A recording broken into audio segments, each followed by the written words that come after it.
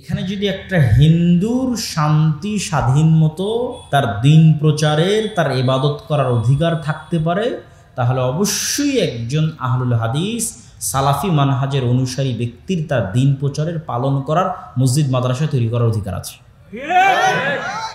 জানি আমরা যে মা দুর্গার যে পূজা করে, মা কালীর যে পূজা করে, এটা ভ্রান্ত। তারপর আল্লাহ বলছে ওটাকে গালি দিও না। ওটাকে গালি দিলে আল্লাহ সম্পর্কে নেগেটিভ জিনিস আর ব্রেনে চলে যাবে, তখন সত্য জানলে আর মানতে পারবে না। তো এই জন্য আমাদেরও একটু আত্মসমালোচনা দরকার আছে যে আমি একটা জায়গায় মসজিদ তৈরি করলাম, আহলে হাদিসরা মসজিদ তৈরি করে সেখান থেকে ধরেন ফতোয়া দেওয়া শুরু করলাম যে সব হানাফিরা কাফের, সব হানাফিরা মুশরিক, হিন্দু জান্নাতে গেলেও হানাফিরা জান্নাতে যাবে না। তাহলে হলো বেদাতিরা আহলুল হাদিসদের মসজিদ দখল করে নিচ্ছে। প্রথম কথা হচ্ছে যে বাংলাদেশের মতো একটি রাষ্ট্র, যেই রাষ্ট্রকে কেউ বলছে গণতান্ত্রিক রাষ্ট্র, কেউ বলছে সাম্য নিরাপত্তার রাষ্ট্র, কেউ বলছে সেকুলারিজম ধর্মনিরপেক্ষ রাষ্ট্র, যেই মূলনীতিতে আপনি আসেন না কেন, এখানে যদি একটা হিন্দুর শান্তি স্বাধীন মতো তার দিন প্রচারের তার ইবাদত করার অধিকার থাকতে পারে, তাহলে অবশ্যই একজন আহলুল হাদিস সালাফি মানহাজের অনুসারী ব্যক্তির তার দিন প্রচারের পালন করার মসজিদ মাদ্রাসা তৈরি করার অধিকার আছে।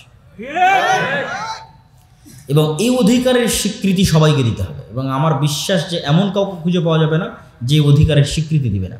তাহলে এই অধিকারটা লঙ্ঘন হচ্ছে কি কারণে? প্রথমত এখানে উভয় পক্ষের থেকে কারণ থাকতে পারে। এক নম্বর কারণ থাকতে পারে কিছু কিছু জায়গায় এমন ন্যারো মাইন্ডেড মানুষের বসবাস, যারা এই বিষয়টাকে আহলুল হাদিস বা গায়ের মুকাল্লিদিয়াত এই বিষয়টাকে একদম বাতিল ফিরকার অন্তর্ভুক্তর মধ্যে ফেলে দেয়। অথচ আমি আব্দুল্লাহ দারুল উলুম দেওবন্দে একবার একটা বৈঠকে ছিলাম, যেখানে ভারত উপমহাদেশের বড় বড় দেওবন্দি আলেমরা উপস্থিত হয়েছিল, যেখানে বিষয় ছিল গায়ের মুকাল্লিদিয়াত কা ফিতনা। ওখানে দারুল উলুম দেওবন্দের ছাত্রদের দাবি অনুযায়ী তাকে যারা বাহরুল উলুম বলে, বাহরুল উলুম নেমাতুল্লাহ আজমি, তিনি আমার ওস্তাদ, এখনও জীবিত আছে, ওনার একটা বক্তব্যের বিষয় ছিল কিয়া আহলে হাদিস আহলুস সুন্নাত ওয়াল জামাত সে খারিজ হ্যাঁ, এটা ওনার বক্তব্য বিষয় ছিল। তথা আহলে হাদিসরা কি সত্য যে মানহাজ আহলুস সুন্নাত ওয়াল জামাত এর বাইরে একটা বাতিল ফেরকা? তখন উনি দীর্ঘ 1-1.5 ঘন্টা বক্তব্য দিয়েছিলেন, যেটা আমি নিজে ওখানে বসে থেকে শুনেছি, তার বক্তব্যের পয়েন্টগুলো নোট করেছি। যে বক্তব্যের সামারিতে উনি এটাই বলেছেন যে না, তিনি একজন দেওবন্দি আলেম, তিনি বলেছেন যে না, আহলে হাদিসরা আহলুস সুন্নাত ওয়াল জামাতের অন্তর্ভুক্ত। কিন্তু এটার এই জিনিসটা জানার জন্য তো জ্ঞান অর্জন করা লাগবে, পড়া লাগবে। এই জন্য আমি ভারত উপমহাদেশে আহলে হাদিসদের ইতিহাসের উপর আমার লম্বা বক্তব্য আছে। আহলে হাদিসদের ইতিহাসের উপর আমার বক্তব্যটা যদি কেউ শুনে, যে কোনো বাংলা ভাষাভাষী যে কোনো মতবাদের অনুসারী মানুষ, যে কোনো মাযহাবের অনুসারী মানুষ, শুধু ভারত উপমহাদেশে আহলে হাদিসদের ইলমে ইতিহাস এই বক্তব্যটা যদি শুনে এবং ওখান থেকে আমার বক্তব্য শুনে নিয়ে যদি 2-1 মিনিটও স্টাডি করে ক্রস চেক করে যে আব্দুল্লাহ যা বলছে তা ঠিক কিনা, আব্দুল্লাহ যা বলছে তা ঠিক কিনা, তাহলে এতটুকু অবশ্যই ঘোষণা দিতে হবে যে আহলে হাদিসরা বাতিল ফিরকা নয়। তাদেরকে ঘোষণা দিতে হবে যে বাতিল ফিরকা নয়, কিন্তু এর জন্য জ্ঞান লাগবে। কিন্তু একদল আবেগী মানুষ থাকে যাদের সেই ন্যূনতম জ্ঞানটুকু নাই, তারা তখন পাগলের মতো আচরণ করে। এবং এই পাগলের মতো আচরণের আমরা দুইভাবে সমাধান করতে পারি: প্রশাসনের সহযোগিতা নেওয়া এবং তাদের যারা বড় আলেম ওলামা আছে, যাদের মধ্যে মোটামুটি আহলুল হাদিস সম্পর্কে একটা স্বচ্ছ এবং ভালো ধারণা আছে। যেমন ধরেন বর্তমান ধর্ম প্রতিমন্ত্রী যিনি আছেন, ধর্ম উপদেষ্টা যিনি আছেন, তিনি আমাদের আহলে হাদিসদের প্রায় সব বড় বড় মাদ্রাসায় গেছেন, আমার সাথেই কয়েকবার দেখা সাক্ষাৎ হয়েছে। তিনি জানেন যে আহলে হাদিসরা কী চিন্তা চেতনা রাখে, কি করে, তাদের মানহাজ কি, তাদের বক্তব্য কি, খুব ভালোভাবে জানেন। তো এরকম আরও মানুষজন আছে যারা আহলে হাদিসদের সম্পর্কে পজিটিভ ধারণা রাখে। তাদের ইনফ্লুয়েন্সটা আমাদের কাজে লাগাতে হবে এবং প্রশাসনের সহযোগিতা নিতে হবে।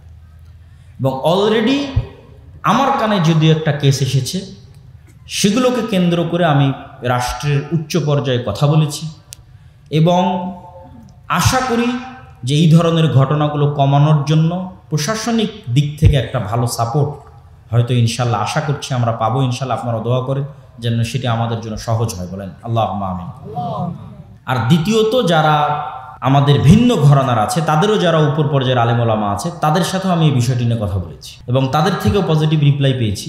এবং এই 2 পজিটিভ রিপ্লাইকে সামনে রেখে কিভাবে সামনে এগিয়ে এই জিনিসগুলোকে কমানো যায় সেটার উদ্যোগ আমরা অতি দ্রুত নিব, ইনশাল্লাহ নিচ্ছি, কথা চলতেছে। তো তো আশা করব এবং আল্লাহ সুবহানাহু ওয়া তাআলার নিকটে দোয়া করব যেন বাংলাদেশের মাটি আহলুল হাদিসদের জন্য এক উর্বর দাওয়াতের ক্ষেত্রে পরিণত হয়, আল্লাহুম্মা আমিন। তবে একটু আত্মসমালোচনার দরকার আছে। এত কিছু বলার পর কি একটু আত্মসমালোচনার দরকার আছে? দেখবেন আমি আমার বহু বক্তব্যে বলেছি যে দাওয়াতের পদ্ধতি হতে হবে নম্র এবং ভদ্র। মুসা আলাইহিস সালামের মতো নবীকে যদি ফেরাউনের মতো কাফেরের সাথে ভদ্র ভাষায় কথা বলতে বলা হয়, নম্র ভাষায় কথা বলতে বলা হয়, অথচ আল্লাহ জানেন যে ফেরাউন হেদায়েতপ্রাপ্ত হবে না, এটা আল্লাহ জানেন যে ফেরাউন হেদায়েতপ্রাপ্ত হবে না, তারপরেও আল্লাহ মুসা আলাইহিস সালামকে বারবার বলছে তুমি নরম ভাষায় কথা বলবা। তো আমাদেরও কিছু আসলে বক্তব্য এমন হয়ে যায় যে ওই বই আগুনে পুড়িয়ে দাও, অমুক কে অমুকের বাচ্চা বা তুমুক ইবলিস বা শয়তান, এই ধরনের যে গালিগালাজগুলো আমরা ব্যবহার করি, এটা তো আসলে একটা মানুষের ক্ষেত্রেও ব্যবহার করা উচিত না। এটা মুসলমানের ক্ষেত্রে ব্যবহার করা তো বহু দূরের কথা, একজন বিধর্মীর ক্ষেত্রেও ব্যবহার করা উচিত না। আল্লাহ সুবহানাহু ওয়া তাআলা যত জায়গায় পবিত্র কোরআনে ইহুদি, নাসারা, মুশরিক এবং এদেরকে যত জায়গায় সম্বোধন করেছেন, সম্মান দিয়ে সম্বোধন করেছেন। দেখেন আজকের যারা আল্লাহ বলছে যে এরা অভিশপ্ত, ইহুদিরা অভিশপ্ত, আল্লাহ কোরআনে বলছে, আল্লাহ কোরআনে বলছে এরা মুসলমানদের সবচেয়ে শত্রু হবে। আবার আল্লাহ যখন তাদেরকে দাওয়াত দিচ্ছে, ডাকছে, মানে ইহুদিদেরকে দাওয়াত দিচ্ছে, ডাকছে, তখন কোরআনের আয়াত দেখেন, ইয়া বানি ইসরাঈল আযকুরু নি'মাতি আল্লাতী আন'আমতু আলাইকুম। কোথাও বলছে ইয়া বানি ইসরাঈল আযকুরু, বলছে ফাজ্জালতুকুম আলাল আলামিন, বলছে হে বানু ইসরাইলেরা। বানু ইসরাইল বলাটাই সম্মান। বানু ইসরাইল মানে ইয়াকুবের ছেলে, ইয়াকুব আলাইহিস সালাতু ওয়াস সালামের ছেলে। হে বানু ইসরাইলেরা, স্মরণ করো সেই দিনের কথা যেই দিন আমি আল্লাহ তোমাদের উপর কত নিয়ামত দিয়েছিলাম। স্মরণ করো সেই দিনের কথা যেদিন আমি আল্লাহ তোমাদের উপর কত দয়া করেছিলাম। আল্লাহ একটি অভিশপ্ত জাতিকে এভাবে ডাকতেছে, তাদেরকে সম্মান দিয়ে, তাদের অতীত ইতিহাস স্মরণ করিয়ে ইমোশনালি তাদেরকে অ্যাটাক করতেছে ইমোশনালি।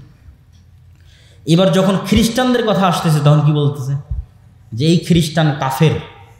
আল্লাহ সুবহানাহু ওয়া তাআলা কোরআন মাজিদে কোথাও এইভাবে দাওয়াত দিয়ে বলে না যে এই কাফেরেরা, এভাবে বলে যে ইয়া আহলাল কিতাব, হে কিতাবের অনুসারীরা।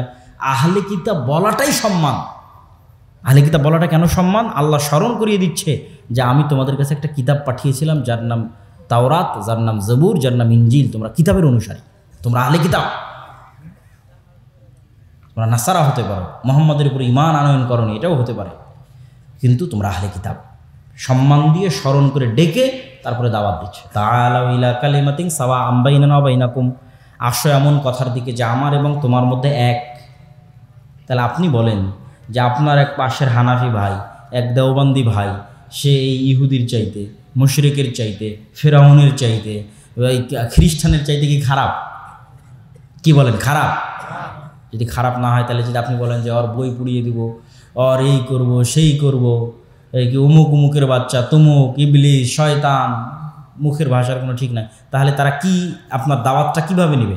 ব্রেনের মধ্যে ডাইরেক্ট নেগেটিভ জিনিস ঢুকে যাবে, আর আপনার দাওয়াত সত্য হলেও আর কোনোদিন গ্রহণ করবে না। তুই তো আমাকে গালি দিয়েছিস। এই জন্য আল্লাহ কিন্তু বলেছে তোমরা অন্যের ইলাহদের গালি দিও না। জানি আমরা যে মা দুর্গার যে পূজা করে, মা কালীর যে পূজা করে, এটা ভ্রান্ত, তারপরেও আল্লাহ বলছে ওটাকে গালি দিও না। ওটাকে গালি দিলে আল্লাহ সম্পর্কে নেগেটিভ জিনিস ওর ব্রেনে চলে যাবে, তখন সত্য জানলে আর মানতে পারবে না।